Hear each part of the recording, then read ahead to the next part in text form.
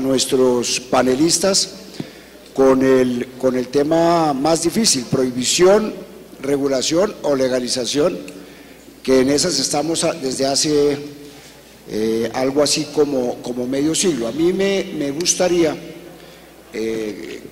comenzar por lo que se deriva del discurso del presidente Santos esta mañana en cuanto al apoyo al proyecto de ley del senador Galán sobre la legalización de la marihuana para usos terapéuticos. Después hablaremos un poco, trataremos de calificar la lucha contra el narcotráfico, la palabra fracaso en general de la lucha, fracaso de ciertas políticas o éxito de políticas en distintos lugares. Arranquemos entonces, senador, por el proyecto de ley. ¿En qué consiste? Bueno, muy buenas tardes a todas y todos. Roberto, un saludo a los compañeros de panel también. Pues brevemente, este proyecto de ley es muy sencillo, es exageradamente sencillo y se refiere al artículo 49 de la Constitución Nacional, que fue reformado mediante un acto legislativo que promovió la administración de Álvaro Uribe en el gobierno no anterior sino el pasado, para hacer más restrictivo el porte, el consumo de sustancias estupefacientes o psicoactivas. En el caso del artículo 49 se dejaba una ventana abierta de permitir bajo prescripción médica el consumo de sustancias inclusive ilícitas con fines terapéuticos o medicinales, pero el artículo 49 de la Constitución menciona que una ley tiene que reglamentar esta materia. Entonces lo que estamos haciendo es buscando que esta ley sea una realidad, dándole vía libre al gobierno nacional, porque son solo 4 artículos el proyecto de ley, para que el gobierno lidere las investigaciones médicas, científicas, técnicas, que permitan construir un modelo que yo diría debe ser un modelo a la colombiana. Es decir, no se trata de calcar o de importar un modelo prefabricado externo, sino de que nosotros hagamos el recorrido como nación, como país, de construir nuestro propio modelo. Para eso tenemos una comunidad científica, una comunidad médica, una infraestructura técnica institucional que nos permita identificar qué ingredientes debemos incorporar en el modelo. Por supuesto que las experiencias internacionales son muy útiles.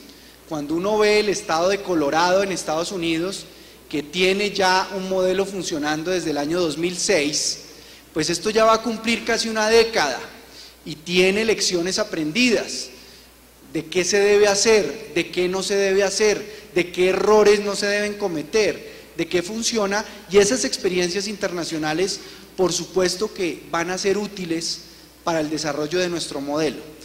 Pero lo que yo creo que es importante es que el debate parlamentario que vamos a tener, en donde por supuesto el gobierno nacional, y aquí queda un poco engrampado el ministro de Salud, con el proyecto y el respaldo que nos dio hoy el presidente de la República, sea un debate de alto nivel, sea un debate con base a evidencia científica, que pasemos del mito al dato, que de alguna manera consultemos a los expertos que vengan a ilustrar a los congresistas sobre el proceso de este proyecto de ley. Pero fundamentalmente yo creo que el uso del cannabis como herramienta medicinal ya está siendo reconocido en el mundo y hay consenso en el mundo sobre su utilidad. No solamente su utilidad analgésica, sino su utilidad para disminuir la ansiedad en los enfermos terminales y crónicos. Yo creo que no hay nada peor en la vida de un ser humano que la agonía.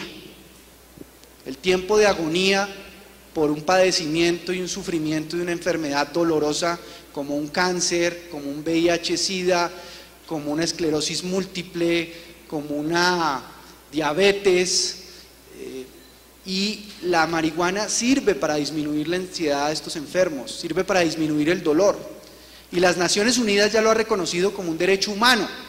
Una persona que se le niega el acceso al consumo de una sustancia que le permita mitigar su dolor, equivale a torturarla. Y ya sabemos lo grave que es en la legislación penal internacional la tortura como delito y como crimen. Ya me quedan 2 segundos, entonces creo que complico. Muchas gracias, senador. Señor ministro, bienvenido. Dice el senador que lo deja engrampado. Me da la impresión por declaraciones suyas anteriores que al contrario, que este es un espaldarazo para una postura, en el caso suyo, incluso más liberal en el tema de la marihuana que simplemente la de uso terapéutico. ¿Cómo ve el asunto? Bueno, muchas gracias. Muy buenas tardes a todos. Es interesante, pero sí nos deja engrampado, porque básicamente lo que está diciendo es el Gobierno Nacional y en particular el Ministerio de Salud y Protección Social quien queda con todas las facultades reglamentarias y regulatorias. Entonces va a haber un debate muy interesante en el Congreso, sobre todo de carácter filosófico, pero el cómo nos va a tocar a nosotros, y ahí es donde puede haber, dijéramos, dificultades. Yo quisiera decir lo siguiente para empezar. Me gusta la frase del senador Juan Manuel Galán cuando dice: esto lo vamos a hacer a la colombiana. Y de alguna manera lo que yo veo aquí es una forma de, con las restricciones institucionales que tenemos y con ese artículo 49 de la Constitución, dar un debate necesario que necesitaba el país. Entonces, ahí viene la otra parte, Roberto. Me gusta esta oportunidad y yo creo que es una oportunidad para liderar este debate desde el gobierno en general y desde el Ministerio de Salud y Protección Social en particular, a la colombiana, dadas las restricciones institucionales que tenemos, pero no es fácil. Y quiero plantearles un poco cómo empezaríamos a pensar este tema. Habría que regular, en primera instancia, el tema del uso médico. ¿Para qué la vamos a permitir? Y tenemos, por ejemplo, una ley estatutaria que nos dice 2 cosas, que incluso pueden ser contradictorias. Primero, que si vamos a utilizar recursos del Sistema General de Seguridad Social en salud, y para que todos vamos un poco anticipándonos las dificultades, imagínense que un médico mañana diga marihuana terapéutica, no va a estar incorporada en nuestros planes de beneficios, entonces va a tener que ser recobrada al FOSIGA, y todo el mundo va a hacer una contabilidad entonces de cuánta marihuana le han recobrado al FOSIGA, eso no es fácil.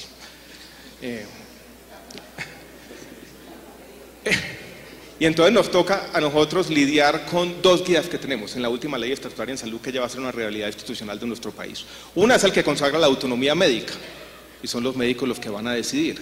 Pero la otra nos dice, tiene que haber evidencia científica si vamos a utilizar recursos públicos.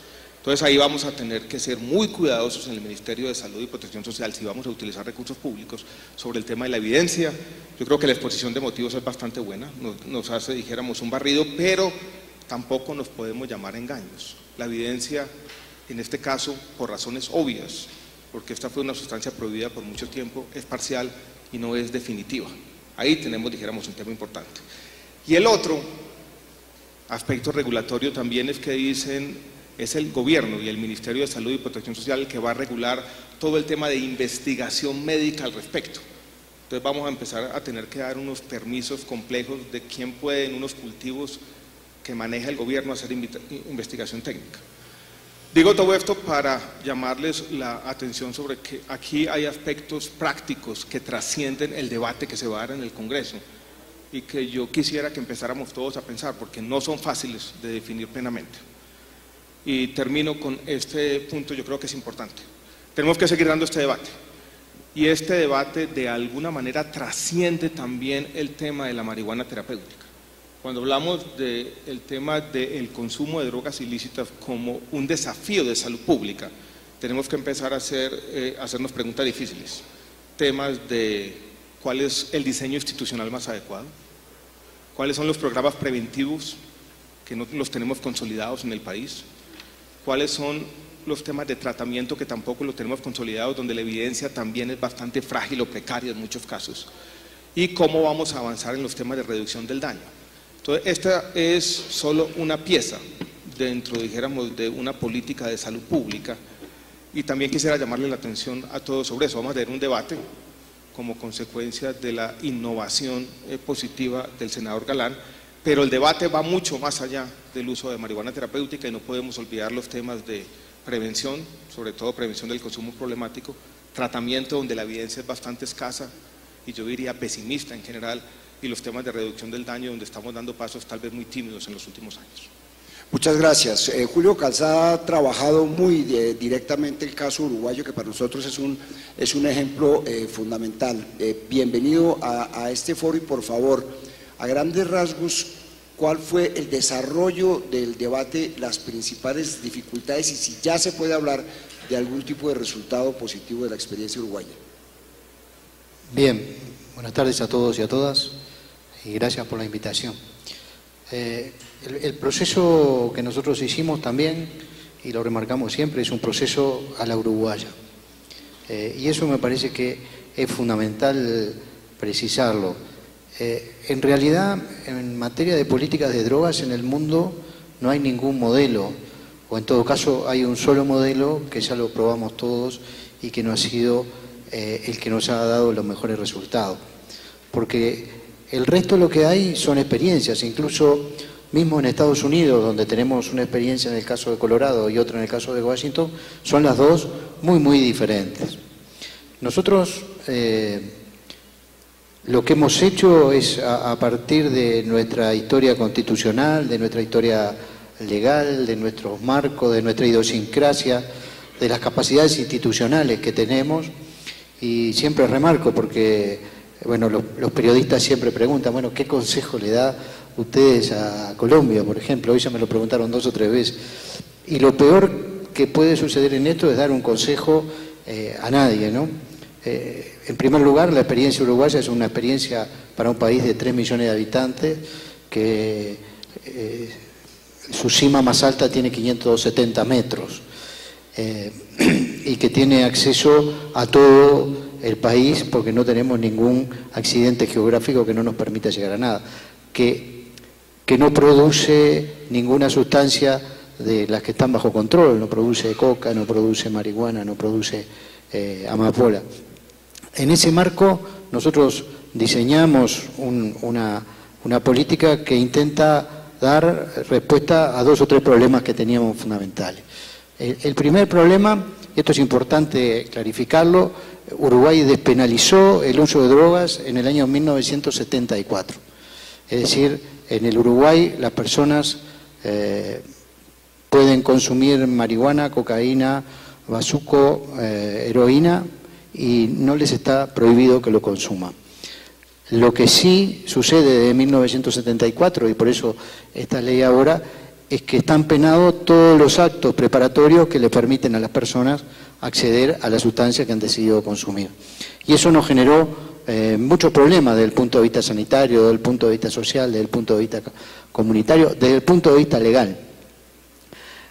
Teníamos entonces un serio problema, que es la incongruencia de la ley. Teníamos un Estado legal incongruente que le decía a las personas, ustedes pueden consumir, pero si hacían cualquier cosa para consumir, estaban cometiendo un delito. Esto generó un serio problema social. A todo usuario, la sociedad lo veía desde el punto de vista criminal, se lo veía como un delincuente. Un problema sanitario, porque el sistema de salud se volvió refractario a los usuarios de drogas en general, y también los usuarios de drogas se volvieron refractarios al sistema sanitario. Y finalmente el tema del narcotráfico, ¿no? Se generó un mercado que tuvo como base la marihuana y después se fueron incorporando la cocaína y finalmente la heroína, la pasta base, disculpen, en el Uruguay no hay prácticamente consumo de heroína. Se fueron generando otros mercados que generaron problemas de tipo sociales, como lo que ustedes han tenido también acá, en función de la realidad nuestra, ¿no? Es decir, grupos que empiezan a querer controlar un territorio y demás. La mayor dificultad que nosotros hemos tenido en este sentido tiene que ver con que estamos en un proceso que nadie lo hizo antes, entonces en todos los campos empezamos de cero. Muchas gracias. en este tema complejísimo de la discusión sobre la lucha contra el narcotráfico, la manera de solucionar el problema de las drogas, pues evidentemente tiene el punto de referencia de la actitud represiva de Estados Unidos y la declaración de la guerra contra las drogas como un sistema que involucra a todos los países donde por supuesto Colombia y muchos otros estamos involucrados. Pero le quería preguntar a Rodrigo Uprimi este tema de la marihuana, que dice, estamos buscando liberar la marihuana para que lo puedan usar unas personas enfermas para curarse. ¿Realmente tiene que ver con el tema del narcotráfico en general, o aquí estamos hablando de un tema marginal que se explora como una manera de ver la aproximación social al consumo de drogas de una manera legal, aunque sea solo para enfermos? Bueno, buenas tardes a todas y todos, gracias por la invitación. A ver, el tema del uso medicinal de marihuana es un tema relativamente marginal en el debate sobre el prohibicionismo y sobre el narcotráfico. ¿Por qué razones? Primero, pero que sea marginal no quiere decir que no sea importante. Primero, porque cabe perfectamente entre las convenciones, mientras la experiencia uruguaya es una experiencia más polémica dentro de las convenciones, porque permitiría una producción y distribución para uso recreativo, que es lo que las convenciones prohíben. Yo he defendido que eso es legítimo porque es un desarrollo de otras obligaciones internacionales del Estado uruguayo en materia de derechos humanos, pero frente a las convenciones tiene tensiones. El tema del uso medicinal de la marihuana cabe perfectamente dentro de las convenciones porque estas admiten la producción y distribución para usos médicos también. Entonces, en ese sentido, se ajusta perfectamente a las convenciones. Y lo segundo, porque es marginal, es porque realmente la porción de mercado de marihuana para usos medicinales es una porción muy baja frente al uso recreativo. No podría decir cuánto, pero es porcentualmente muy baja. O sea que no tocaría el fenómeno fuerte de producción y distribución para usos recreativos, que es el núcleo del debate de la prohibición y del narcotráfico. Entonces, en ese sentido es marginal. ¿Por qué siendo marginal es un paso importante o importantísimo? Lo primero es que desmitifica muchas cosas sobre estas sustancias hoy prohibidas. Estas sustancias hoy prohibidas, lo primero que se dicen es que solo producen daño. Y por eso está prohibida totalmente. Y aquí se dice, mire, puede tener otros usos que no son dañinos, sino incluso positivos.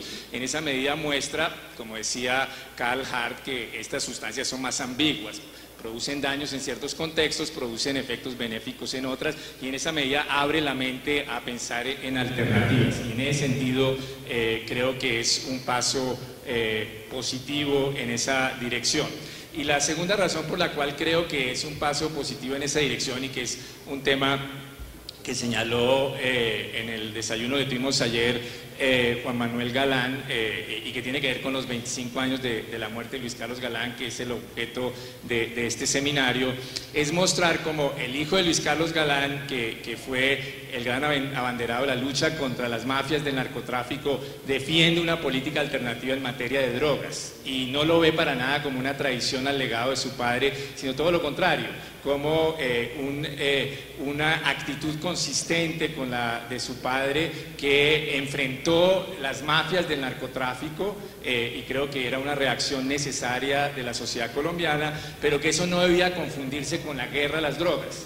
La gran tragedia después de la muerte del asesinato de Luis Carlos Galán es que aquí se decretó la guerra a la mafia, pero al mismo tiempo el gobierno Bush decretó la guerra a las drogas, y luego compactamos esas dos cosas como si fuera lo mismo.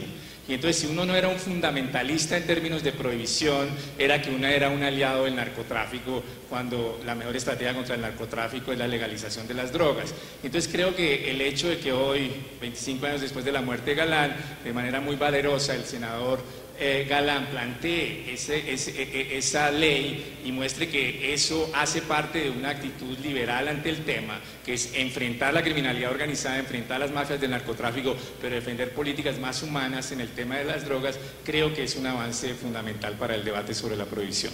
Sí, señor.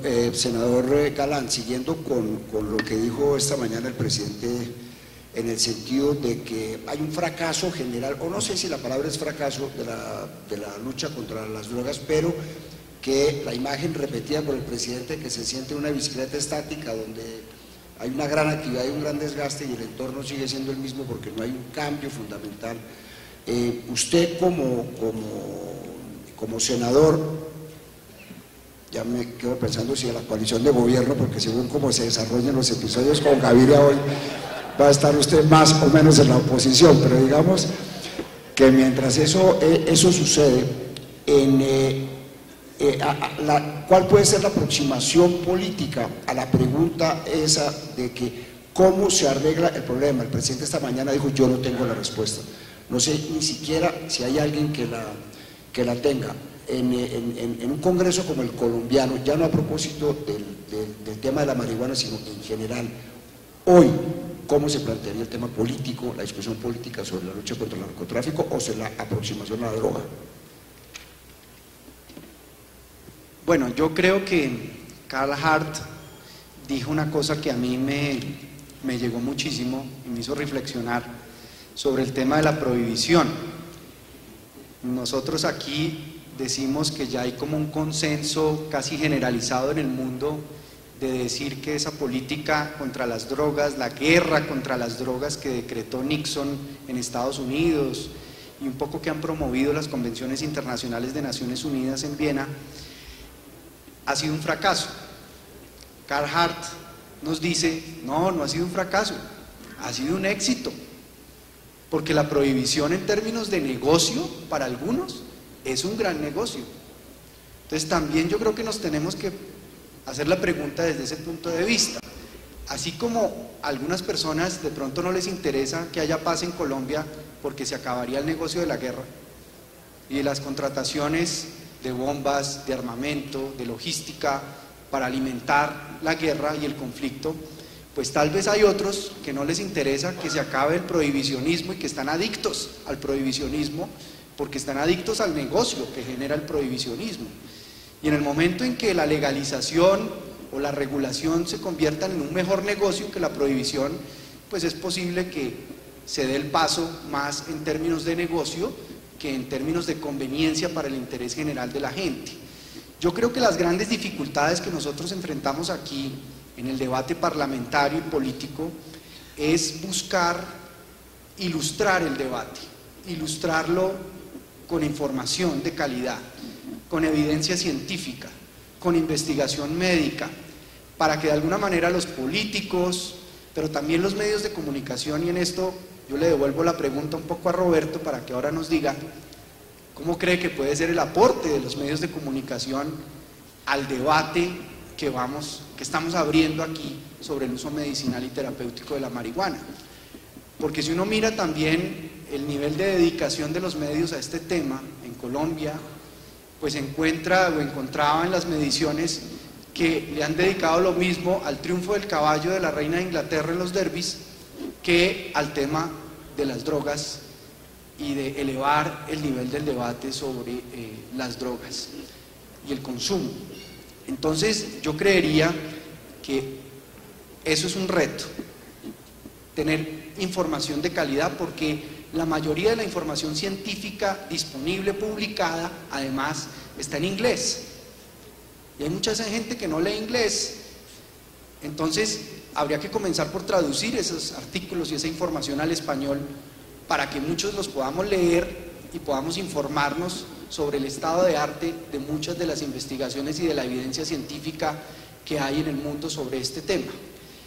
El otro tema es que los políticos somos muy cómodos y nos gusta la comodidad de mantener a la gente ignorante, a nuestros electores, ¿no? En la medida que los electores salen de la ignorancia, ahí nos ponen en una situación incómoda a los políticos porque empiezan a cuestionarnos y empiezan a hacernos una cantidad de requerimientos que son incómodos para los políticos. Entonces, si este debate genera también en la población, en la opinión pública, mayor conocimiento, eso va a generar mayor exigencia a nosotros los políticos para que aportemos las respuestas que la gente espera y salgamos de esa posición de confort que tenemos desde el punto de vista moralista, idealista, de un mundo libre de drogas, de que las drogas son malas, cuando las drogas, como nos lo dijo Carl Hart, pues son una realidad. Muchas gracias. En defensa de los periodistas le digo que es que el derbi es una sola vez al año.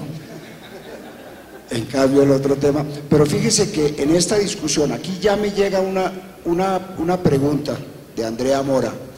En la medida en que nosotros vamos avanzando en una posición más liberal que simplemente prohibicionista, aparece una pregunta que va para el ministro, dice, pues el grupo más vulnerable de consumo de drogas es la gente más joven, y cada vez es más temprana la edad de iniciación al consumo de drogas, no sé si se puede llamar adicción, pero a la aproximación a las drogas. ¿Hay alguna manera de establecer un programa más o menos coherente que pueda mostrar resultados cuando se está abriendo un poquito el espacio de ese consumo, que ya es el tema del consumo como problema de salud pública? Perfecto. Todavía no soy político, ya le contesto, pero voy a decir dos cosas antes, ¿no? La primera, yo quisiera reiterar algo que dijo Rodrigo, que es muy importante. Yo también quisiera celebrar esto como un paso simbólico en esa guerra contra la guerra a las drogas. Yo creo que en eso estamos todos de acuerdo, y hay algo, dijéramos, en este proyecto que va más allá de esa marginalidad. Y yo creo que, no lo dijo Rodrigo, pero también quisiera traer a cuento una expresión afortunada de Francisco Tum, entre otros. Él dice, para poder avanzar como sociedad en estos temas tenemos que ser capaces de domesticar las drogas. Y yo creo que este uso terapéutico que está siendo propuesto avanza en esa dirección.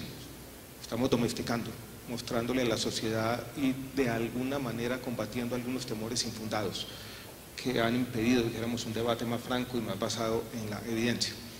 Paso a los temas de salud pública. Si vamos a hablar de los temas de salud pública, yo creo que lo primero es una contextualización. Este no es el problema de salud pública más grave que tiene el país, ni por mucho. Y ustedes, dijéramos, conocen las cifras sobre carga de enfermedad global nos muestran que de la carga de enfermedad total del mundo, el 4% está asociada al tabaco y al alcohol. Solamente algo así como el 0,8-0,7% está asociado a las drogas ilícitas. Si hablamos de muertes anuales, las muertes asociadas al tabaco son 20 veces mayores que las muertes asociadas a las drogas ilícitas, y las muertes asociadas al alcohol son entre 4 y 5 veces mayores. Entonces aquí no está, dijéramos, el desafío de salud pública más grande del país. Si nos vamos a preocupar, tenemos que poner entonces las prioridades primero en el tema del tabaco, por ejemplo, donde hemos avanzado mucho, las prevalencias y las incidencias han venido disminuyendo. Hay un éxito de política pública no siempre reconocido. La incidencia entre las dos últimas encuestas, 2008-2013, disminuyó en la población más joven de uso de tabaco en 250.000 personas, que es, repito, un éxito de salud pública que el país no ha reconocido plenamente, que vale la pena poner sobre la mesa. Pero sí tenemos, como bien lo dice la pregunta, un aumento importante de las prevalencias. Para que nos quedemos todos con el dato, es más o menos de un punto porcentual, tanto en las prevalencias del último mes como del último año, un punto porcentual por década. La última encuesta nos mostró el aumento del último año de 2%, de 2,1%, algo así como a 3%. Entonces, sí hay un aumento, y el tema sí comienza a ser preocupante no en todo el país, sino en algunos lugares particulares. Y quisiera mencionar en concreto el área metropolitana de Medellín, donde estas prevalencias ya están por el lado del 8%. Y donde, como lo he dicho públicamente, tuve una conversación con el alcalde hace un tiempo, y el alcalde Aníbal Gaviria me dijo de manera clara, ese sí es un problema de salud pública, tal vez el principal problema de salud pública que tenemos. Eso nos plantea entonces la pregunta de que esto no termina aquí. O sea, para nosotros dar esta discusión completa necesitamos una estrategia de salud pública. No es nuestro problema más grave, pero sí es un problema, y sí es un problema sobre todo en algunos lugares del país. Perdón, ministro, ¿hay alguna explicación específica para esa diferencia del caso de Medellín? No hay, dijéramos, estudios muy concretos. Es una diferencia que no es de ahora, dijéramos, viene de atrás, se ha mantenido en el tiempo. Y eso necesitaría cierta sociología sobre la antioqueñidad, que yo no me voy a aventurar, dijéramos, en esa berenjenal, ¿no? Siendo yo antioqueño, ¿no? Por eso lo digo tranquilamente. Pero en prevención necesitamos una política, no tenemos mucha evidencia de dónde agarrarnos, no hay, en eso tenemos que ser claros, mucha continuidad, los presupuestos son exiguos, La gente que trabaja en estos temas en el territorio no tiene continuidad, se quejan todo el tiempo. Prevención es un tema. Tratamiento, sabemos menos. La adherencia a esos tratamientos es muy baja. Lo único que sabemos es que no todo el mundo necesita tratamiento, pero si uno fuera a hacer un cálculo, una aritmética muy sencilla, de cuál es el consumo problemático y cuál es la oferta que existe de tratamiento, encontraríamos que esa oferta desborda, que la demanda que tendríamos del consumo problemático desborda fácilmente esa oferta. Entonces en tratamiento necesitamos aprender mucho, ya hace parte de nuestros planes de beneficio, pero ahí, dijéramos, hay otro gran desafío.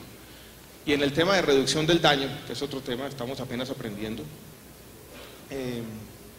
tenemos algunos experimentos muy tímidos de mantenimiento con metadona para los temas de heroína. Colombia tiene aproximadamente, dijéramos, 5.000 consumidores.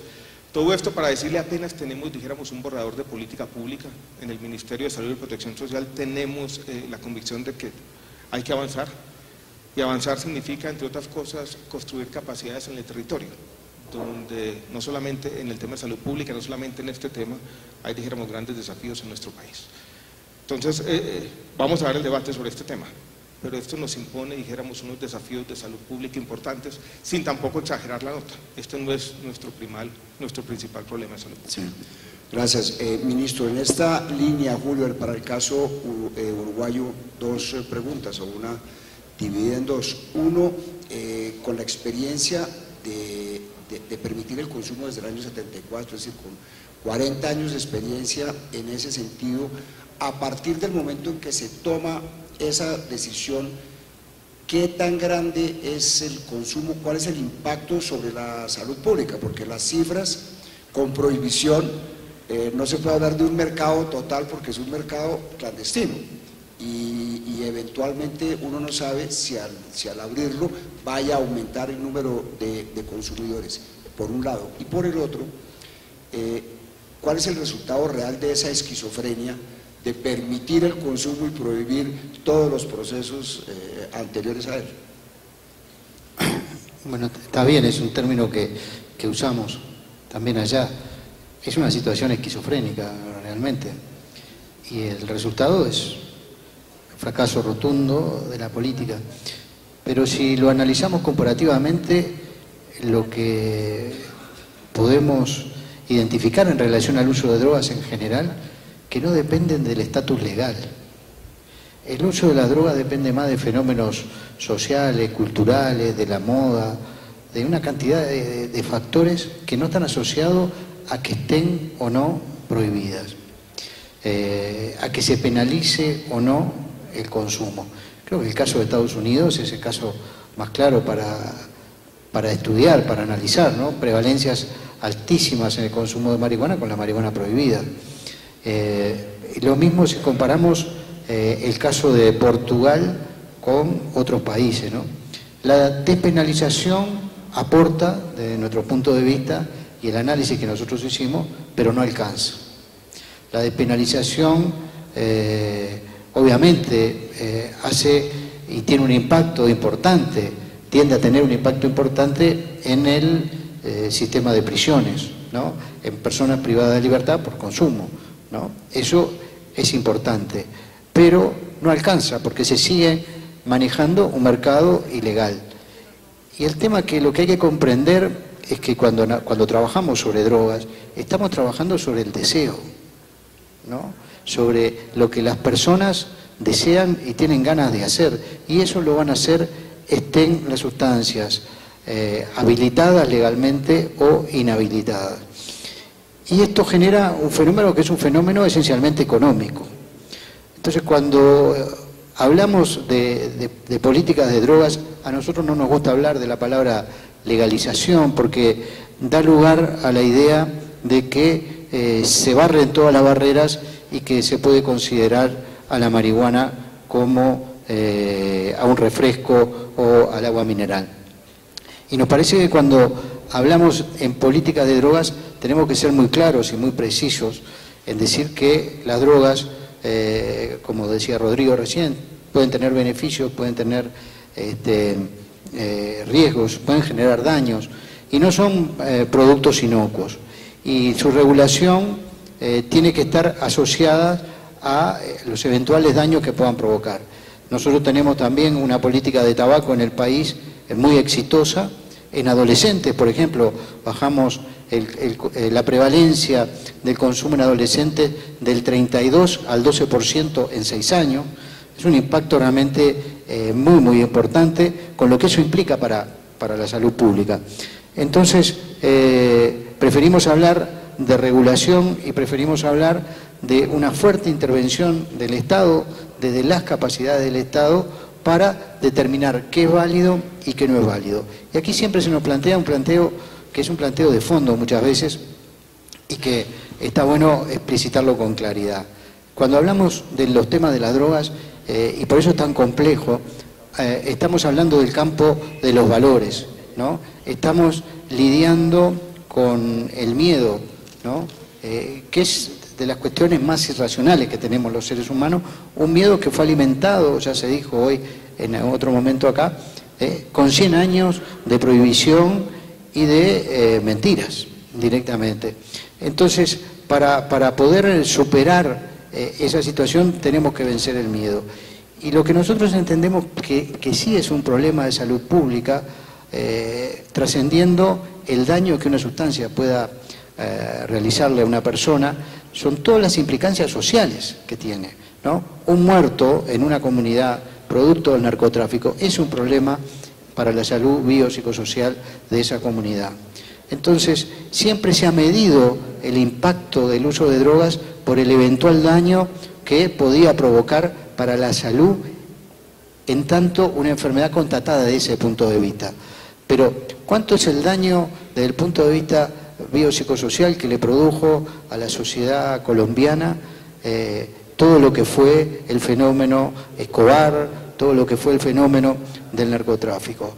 La prevalencia de 70%, de 70 cada 100.000 habitantes de muertos.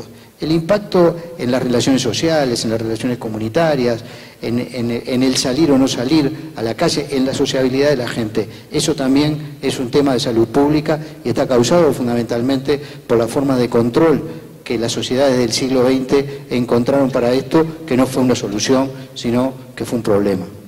Sí, hay unos planteamientos que suenan demasiado simples y que no se sabe cuál habría sido el efecto. Es decir, nosotros cuando hablamos de narcotráfico también hablamos de consumo como derecho individual, que eso es una discusión que en Colombia tal vez ha sido muy interesante desde el punto de vista constitucional tal vez, sobre el tema de la legalización, que muchas veces tiene que ver es con un mecanismo para desactivar el enorme negocio que es el narcotráfico y que tal vez habría sido o que puede ser una forma de desactivar las mafias que se dedican a eso y la consecuencia violenta de ellas y las consecuencias políticas en el caso colombiano por los vínculos con eso.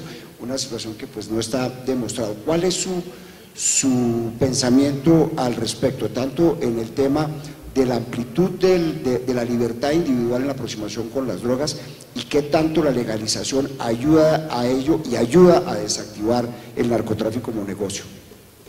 A ver, en la ética contemporánea usualmente hay dos grandes enfoques, que es el enfoque autonómico kantiano de la dignidad humana, que digamos uno debe respetar que toda persona es un fin en sí mismo y entonces tiene derecho a una autodeterminación como sujeto moral. Y la segunda, la ética utilitaria, que es que lo justo es lo que produzca mayor felicidad a la sociedad y menores costos. Hay temas en donde estas éticas entran en conflicto, pero si hay un tema en donde yo creo que esas dos éticas coinciden, y esa ha sido siempre mi posición, es en el tema de las drogas. Yo creo que en el tema de las drogas, tanto por razones kantianas de autonomía personal como por razones utilitarias, yo siempre he sido favorable a una estrategia de regularización o de legalización regular. ¿Por qué? Desde el punto de vista filosófico de la autonomía individual, en una sociedad que es pluralista y que entonces reconoce que las personas pueden tener distintas concepciones de vida buena, pues para determinadas personas en esa vida buena que ellas quieren tener, el uso de sustancias psicoactivas puede jugar un papel. Y mientras esa persona consumiendo sustancias psicoactivas no afecte derechos de terceros, No habría ninguna razón para que un Estado constitucional respetuoso de las libertades interfiera con esa libertad, porque si interfiere con esa libertad le está imponiendo un modelo de virtud. Un modelo de virtud a veces particularmente hipócrita, porque le dice usted no puede ser un consumidor recreativo de marihuana aunque no cause daños a los otros, pero usted sí puede ser un consumidor recreativo de alcohol si no le causa daños a los otros. Nadie está hablando del derecho a manejar en una autopista a 200 por hora ni trabado ni borracho, sino el uso recreativo sin afectar derechos de terceros.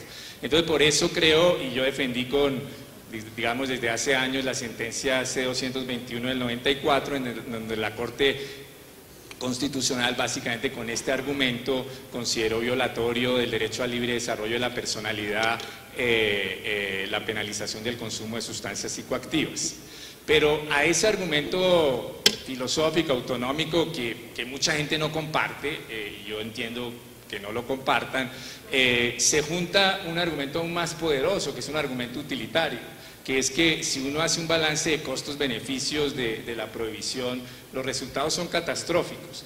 Yo era partidario de la legalización desde un punto de vista del sur de Colombia, desde por allá del año 90, pero tenía a veces dudas y decía, hombre, pero esto puede ser muy problemático en esa época que había esa distinción entre países productores y consumidores. Decía, para Colombia la legalización sería, digamos, una alternativa de disminución de la violencia asociada al narcotráfico, la corrupción asociada al narcotráfico, la desestabilización institucional asociada al narcotráfico. Los beneficios son enormes, pero me decía, pero pobrecitos países desarrollados, que entonces les va a aumentar el consumo y va a ser una tragedia. Hasta que fui por allá en el año 90 a un evento en Europa, en donde había personas de distintas partes del mundo, y ahí había muchos europeos críticos, tenían la misma posición mía pero inversa.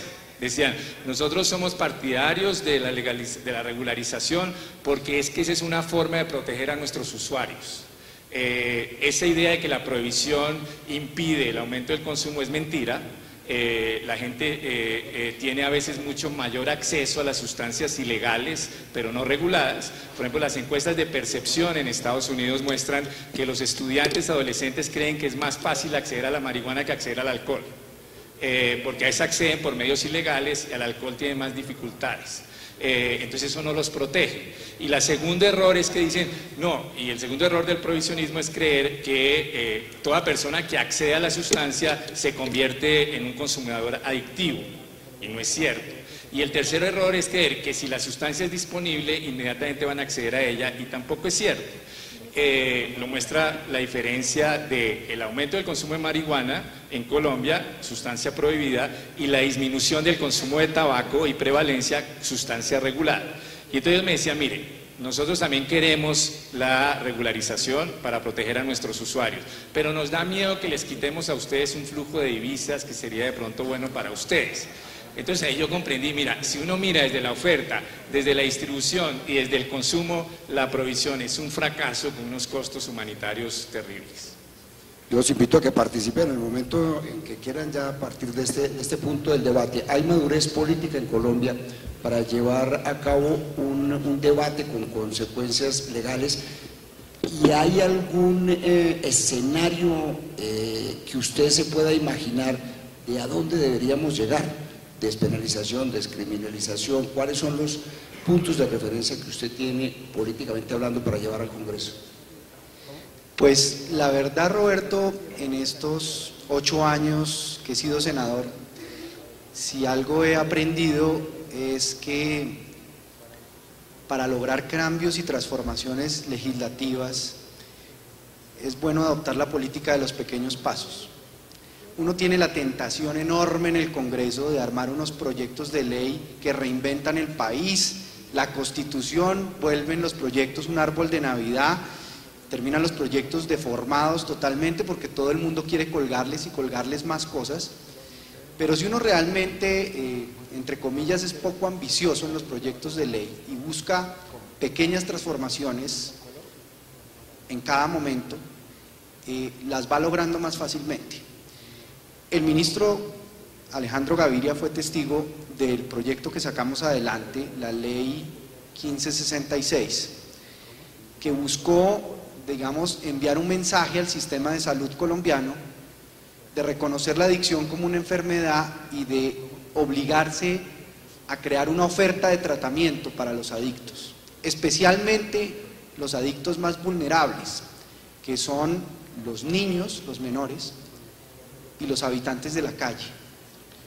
Yo frente a esto tuve una experiencia interesante, porque en el último debate del proyecto de ley me llamaron de la Cámara de Representantes que mi proyecto se iba a hundir, porque estaban diciendo los representantes a la Cámara que eso valía una millonada, que el sistema de salud estaba quebrado y que de dónde iba a sacar plata el Ministerio de Salud y el sistema de salud para hacer realidad este proyecto de acceso de los adictos a tratamiento médico.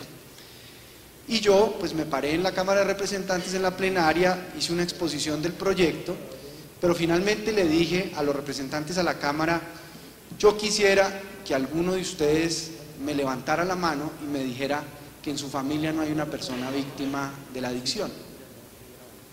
Y ninguno levantó la mano e inmediatamente votaron unánimemente el proyecto. Entonces, eso, digamos, fue como lo que los hizo reaccionar, de pensar en la realidad de su familia, de su entorno familiar y de un ser querido pues que ha sufrido consumos problemáticos, porque aquí ya estamos como distinguiendo las categorías de lo que son los consumos de drogas y los consumos que generan problemas o que son problemáticos.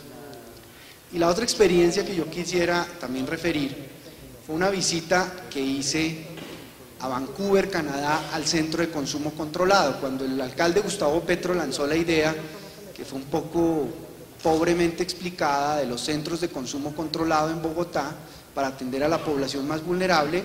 Pues yo dije, yo quiero visitar un centro de consumo controlado, una experiencia y conocerla, y me fui a Canadá, a Vancouver, y visité el centro de consumo controlado de inyecciones, solamente inyecciones. Y es un centro de consumo controlado que lleva 15 años. Me entrevisté con el alcalde de Vancouver, que promovió la idea original, y me dijo: cuando yo propuse esto, las encuestas me daban 70% de oposición de la población de Vancouver a esta apertura de un centro de consumo controlado.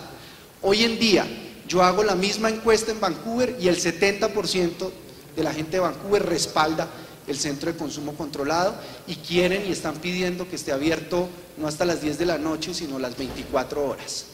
Porque realmente en 15 años tienen un porcentaje de miles de inyecciones de personas que van a inyectarse pues, la droga que llevan, porque ahí no les proveen la droga, sino ellos la traen, y no ha habido un solo muerto en 15 años por sobredosis.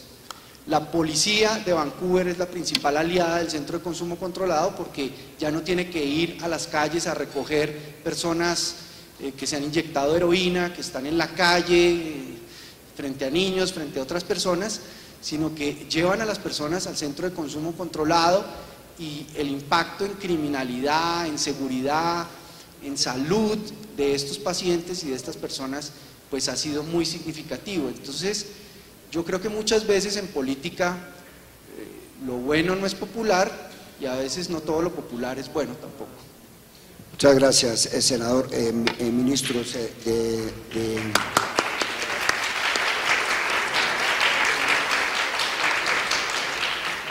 Inés Elvira Mejía sugiere una pregunta derivada del planteamiento suyo sobre el tema de la salud pública. Si en Colombia el tema del consumo de drogas no es un problema hoy de salud pública, ¿cómo se hace para convertirlo en una prioridad nacional y asumirlo como una política de Estado? Hay una especie de contradicción entre las dos cosas. Bueno, voy a decir dos cosas, muy buena pregunta. Una, yo quiero volver sobre el tema que dice el senador, que me parece muy importante, y es el tema de no tener grandes debates ni proyectos de ley con muchos artículos, sino estos temas de ir avanzando poco a poco, ir aclimatando estos debates. Senador, le ruego que tenga eso en cuenta cuando discutamos también la reforma a la salud, donde esa ha sido mi posición. No saltos al vacío, no diseño inteligente, evolución, poco a poco. poco a poco ir como sociedad encontrando caminos e ir solucionando temas concretos para problemas concretos. Quisiera hacer otro comentario sobre un punto que dice Rodrigo, porque Rodrigo nos pinta tal vez un escenario demasiado fácil, donde nos dice, mire, desde una perspectiva que yo la llamaría libertaria, tú la asocias con Kant, yo la asociaría con John Stuart Mill, defensa de los experimentos de vida de cada persona, no tenemos ningún problema. De una perspectiva utilitarista tampoco, cualquier análisis de costo-beneficio sencillo nos diría, por ahí va la cosa. Desde una perspectiva económica nos diría, pues nos podemos incluso lucrar de esa experiencia que tenemos. Pues yo creo que la cosa es un poquito más complicada, porque aquí decía, desde cualquier perspectiva entonces habría que tomar una decisión casi radical. Uno podría utilizar, dijéramos, esa especie de silogismo para decir, entonces mañana podríamos incluso entrar a legalizar drogas más problemáticas como la heroína. Y eso no tendría buen recibo. ¿Por qué? Porque yo creo que falta aquí otro tema complejo, y es que también hay valores, también hay creencias, y eso también diseña la política pública, que trascienden un poco, dijéramos, estos principios o libertarios o liberales. Y por eso, de allí la importancia de ir avanzando de esta manera, para ir también nadando contra esa otra parte importante que también determina la política pública. Y usted tiene muchos nexos con la sociología y sabe que las discusiones meramente teóricas o basadas en primeros principios no siempre prevalecen, por esa otra razón. Entonces necesitamos ir ambientando estos debates también. Vuelvo sobre el tema y la pregunta de salud pública, que yo creo que es importante. Yo no quise decir que no es un problema de salud pública, quise relativizarlo con respecto a otros problemas de salud pública, pero este sigue siendo un problema, y es un problema, y como problema necesitamos enfrentarlo. Y una de las angustias de los funcionarios públicos es que tenemos que lidiar con muchos problemas al mismo tiempo. Y no quisiera dar la impresión, con lo que dije hace un rato, de decir nosotros nos vamos a olvidar de ese problema porque no está ya, dijéramos, en los problemas principales si nos atenemos a un indicador como la carga de enfermedad o las muertes causadas. Necesitamos una política pública. En algunos lugares sí es un problema. Y no vamos a decir que porque existen 5.000 personas con consumo problemático de heroína, entonces 5.000 es muy poquito y vamos a ignorar ese problema completamente. Necesitamos enfrentarlo y necesitamos seguir avanzando en la consolidación de una política. Yo creo que también vale la pena señalarle al país que por mucho tiempo las prioridades fueron otras. Yo le aprendí a usted, doctor Juan Manuel, una frase que yo he repetido y le he copiado. Y es que por aquí por mucho tiempo la única política preventiva que teníamos era la publicidad de la mata que mata. Y nos olvidamos de todo lo otro. Y eso fue lo que hicimos por mucho tiempo y por lo tanto yo creo que vale la pena reconocerlo. Para resolver los problemas hay que reconocer también dónde han estado las falencias. Apenas ahora estamos tratando de consolidar una política pública coherente. Para los impacientes, que son muchos, una política pública coherente primero empieza con la carreta. Primero empieza con dejarla bien planteada en el papel y después hay que llevarla al territorio, y después hay que convertirla en proyectos y después hay que convertirla en prioridades presupuestales. Estamos avanzando de manera desigual, tenemos ya un borrador de una política pública, tenemos algunos programas y ahí seguiremos consolidándola. Muchas gracias. ¿Puedo responderle? Puede. No, Una moción de réplica, se dice en el Congreso. gracias, senador. A ver, yo estoy de acuerdo con lo que dice el ministro en términos de lo que es la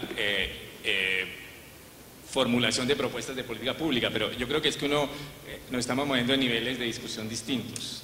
La pregunta que se me planteó a mí es, ¿cuál opina usted que es la solución abstracta al problema? ¿Quiere decir que eso es la política hoy viable? No, claro que no. Yo creo que la solución abstracta al problema es la regularización de todas las sustancias psicoactivas, incluso esas que más nos asustan como la heroína, el bazuco, etcétera, porque los resultados muestran que la prohibición no es una estrategia disuasiva del consumo, genera consumos más problemáticos y que la regularización en lo que se conoce de experiencias no genera disparo de consumos problemáticos. La experiencia de Portugal, la experiencia de Checoslovaquia así lo muestran. Entonces, en abstracto yo creo eso. Ahora, si el senador Galán tratara de hacerse reelegir planteando esa política en Colombia, probablemente no lo lograría. No se lo recomiendo. Pero yo afortunadamente no tengo que buscar. Yo afortunadamente no tengo que buscar votos. Entonces puedo... Pero vos lo votarías. ¿Cómo? Pero vos lo votarías. Entonces creo que ahí, claro, uno debe pensar qué política es viable y en ese sentido creo que lo que está haciendo el senador Galán es tal vez lo más apropiado en este momento en Colombia. Es la política que tiene viabilidad política y es la política que abre espacios y espacios extremadamente significativos. Rodrigo tiene una ventaja sobre muchos de nosotros, ¿no? No necesita votos y puede dedicarse a las políticas en abstracto.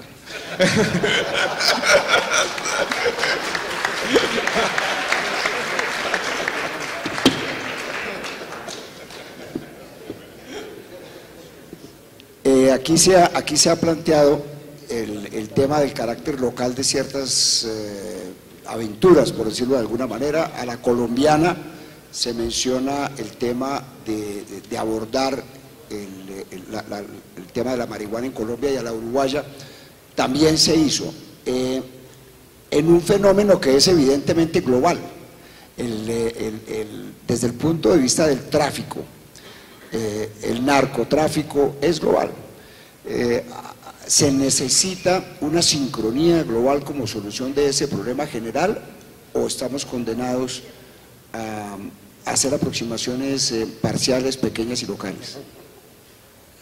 No, yo creo que la posición de Uruguay, que creo que en muchos aspectos la compartimos con Colombia, con México, con Guatemala, es que hay que avanzar en varios carriles a la vez. Yo creo que la posición de Naciones Unidas, de la Oficina de Naciones Unidas para la Droga y el Delito del 2014, no es la misma posición del 2012. Esto que planteaba vos, Matías, hoy, de que las convenciones son interpretables, y un extenso artículo del secretario general de la ONUDC, de Fedotov, de diciembre, no es la posición clásica, ¿no?, histórica de estos organismos. Estos organismos se están moviendo también, y se están moviendo porque el mundo se está moviendo en diferentes sentidos. Nosotros somos de la idea de que lo peor que nos puede pasar es que nos quedemos sin convenciones, y que tenemos que trabajar para no quedarnos sin convenciones. Pero si se sigue con una política rígida de aplicación de las convenciones, nos vamos a quedar sin convenciones. Yo creo que lo que hay en parte de este debate, y quisiera unir algo de lo que decía el senador Galán con lo que decía Rodrigo, cuando se plantean estos temas, que son temas valóricos en las sociedades, y que cada sociedad tiene sus particularidades, se nos plantea muchas veces que hacer estos planteos implica una claudicación moral. Y yo creo que la peor claudicación que podemos tener después de la experiencia que hemos tenido es tener una claudicación intelectual. No intentar buscar alternativas a problemas que sabemos que los tenemos, que sabemos de hace mucho tiempo que los tenemos, y que le hemos dado siempre el mismo tipo de respuesta, como bien decía el ministro recién. Hay una frase que comenta Enrique Iglesias siempre, de una charla que tuvo con Fernando Henrique Cardoso en épocas de la dictadura brasileña, que le decía: todos sabemos el problema que tenemos, ¿no? Y todos sabemos cuál es la solución. Lo que no sabemos es cómo. Y yo creo que ahí es donde está el eje, que no hay un cómo común. El cómo de Uruguay no necesariamente es el cómo de Colombia, ni es el cómo de Ecuador, ni es el cómo de Perú. Y creo que ahí está el hallazgo. Ahí debemos de buscar lo que la interpretación que hizo hasta hace muy pocos años Naciones Unidas sobre este tema, en tratar de vendernos un traje que nos sirviera a los 5 que estamos sentados acá. Y evidentemente cada uno necesitamos de un traje diferente. Y nuestros pueblos precisan de eso. Y precisan del respeto de su soberanía para poder llegar a desarrollar de manera adecuada cada una de estas políticas. En ese sentido, las convenciones que usted mencionaba tienen el concepto demasiado apretado para que los países se puedan mover más o menos cómodamente en solución de problemas propios. A ver, las convenciones tienen algunas flexibilidades. Desafortunadamente su intérprete, comillas, autorizado, que es la JIFE, usualmente hace la peor interpretación posible. En derecho le dicen a uno tiene que haber la mejor interpretación posible. Ellos siempre sistemáticamente han tendido a escoger la más punitiva. Por ejemplo, en una época se opusieron a todas las políticas de reducción del daño como incompatibles con la convención, y en materia de consumo las convenciones son muy amplias. En materia de consumo se permite mucho, pero en materia de producción y distribución son mucho más rígidas. Tienen algunos márgenes de autonomía, pero son mucho más rígidas. Ahí la flexibilidad interpretativa tiene que ser mayor, pero yo creo que en la medida en que muchos estados haya experiencias de formas de suministro legal de sustancias hoy prohibidas, y que eso, y con diversidad de suministros, en algunos permisión del autocultivo de marihuana, en otros suministro estatalmente controlado, podría abrirse una interpretación más amplia de las convenciones, pero en su interpretación hoy estándar, lo de Uruguay estaría en el límite. Y en el caso del proyecto de ley del senador Galán, ¿el Estado colombiano terminaría? No tendría ningún problema. No, porque en las interpretaciones hoy autorizadas, digamos, la idea de producción y distribución para consumo, para usos medicinales está totalmente aceptado. Quisiera hacer 2 comentarios rápidos. Uno, si se quiere dar las gracias. Se habla mucho de políticas basadas en la evidencia, pero si Uruguay no estuviera dando estos pasos, si Colorado no estuviera dando los pasos que está dando, si el estado de Washington no estuviera haciendo lo que está haciendo, no tendríamos evidencia. Entonces, de alguna manera ustedes le están haciendo un aporte global al mundo, de no caer en la claudicación intelectual, como bien se decía, y mostrar otras rutas, y nosotros estaremos mirando eso con detenimiento. Lo otro, yo creo que vamos a tener que dar este debate, senador, y yo creo que vale la pena ir ambientando algunos temas de evidencia, por ejemplo, que van a ser complejos. De las evidencias más problemáticas, lo que vale la pena decir, por ejemplo, la evidencia de la marihuana como puerta de entrada al consumo de otras sustancias no domesticadas, para hacer el mismo, utilizar la misma metáfora, usar el mismo lenguaje. Estuve también repasando la evidencia, y la evidencia es clara en decir, no hay, cabe la reiteración, no hay evidencia sobre conexión causal entre una cosa y la otra. No sobre lo contrario, pero no hay evidencia sobre conexión causal, y yo creo que eso también es importante. Y tampoco tenemos evidencia, y ese debate se dio en Colombia hace un tiempo, sobre que la despenalización del año 1994 tenga que ver con estos aumentos en las prevalencias. Y yo creo que ese debate también lo tenemos que dar y mostrar, dijéramos, los estudios. No sé si estamos terminando, quería decirlo como al final, pero doctor Juan Manuel, cuente con todo mi apoyo, vamos a dar esta pelea juntos.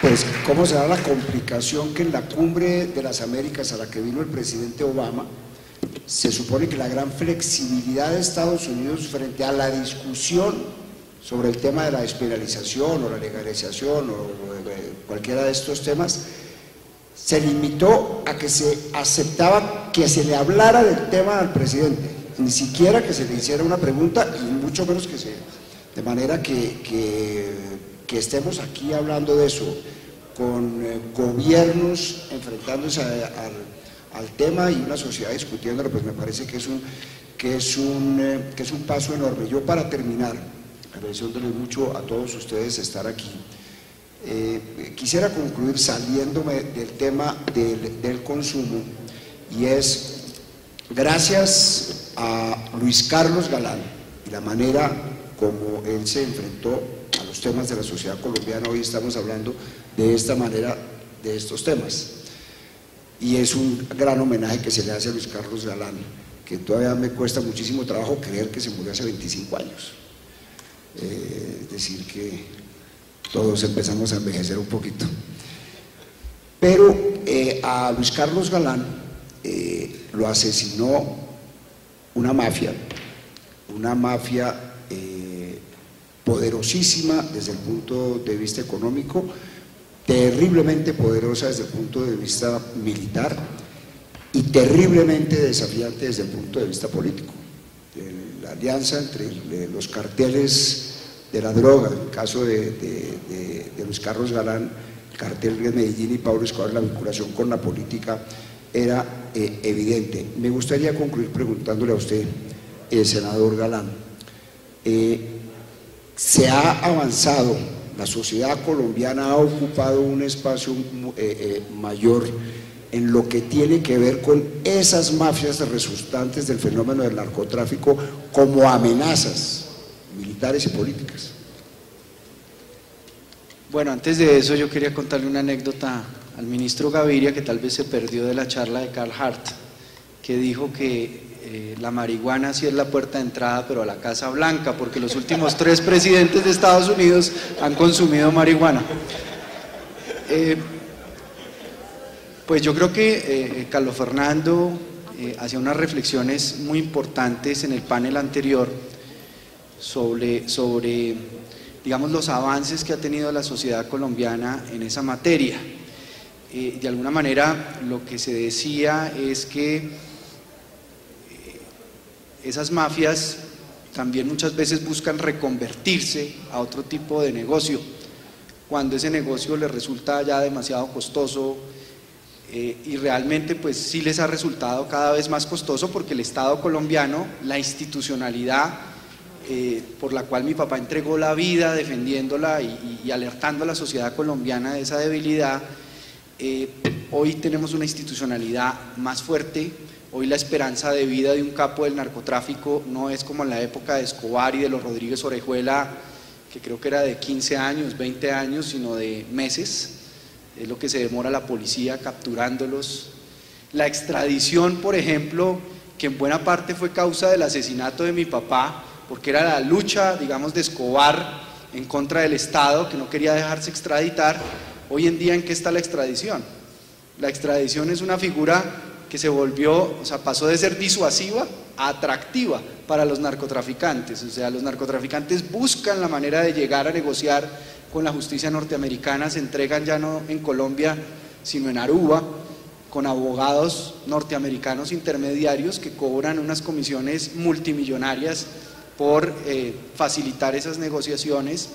Entonces, creo que en el plano cultural, que también fue un plano en el que buscó actuar Luis Carlos Galán, él hablaba mucho de la conciencia colectiva. La frase que nosotros escogimos con mi familia para dejar en su tumba fue: quiero que el país me recuerde como el hombre que ayudó a cambiar la manera de pensar de la nación. Yo creo que es muy importante reflexionar sobre esa frase y sobre cómo buscar que avancemos culturalmente, más que avanzar en términos de legislación, de mayor capacidad institucional, que digamos los colombianos culturalmente tengan una actitud de rechazo a la cultura mafiosa, a la cultura del atajo, que también es algo en lo que pues Carlos Fernando desde la Oficina Anticorrupción buscó cultivar y promover, entendiendo ese mensaje de mi papá y ese ejemplo que nos dejó, y que Claudio pues también allá en las Naciones Unidas en Viena, esperamos que nos ayude para modificar esa posición allá de las Naciones Unidas y poder avanzar mucho más rápido. Senador, muchas gracias. Y a ustedes, muchas gracias por estar aquí. Feliz tarde. Sobre cómo se acaba la reforma a la salud. Yo he planteado que la disyuntiva no es entre reforma y no reforma, la disyuntiva es si lo vamos a hacer gradualmente o si lo vamos a hacer con una gran reforma.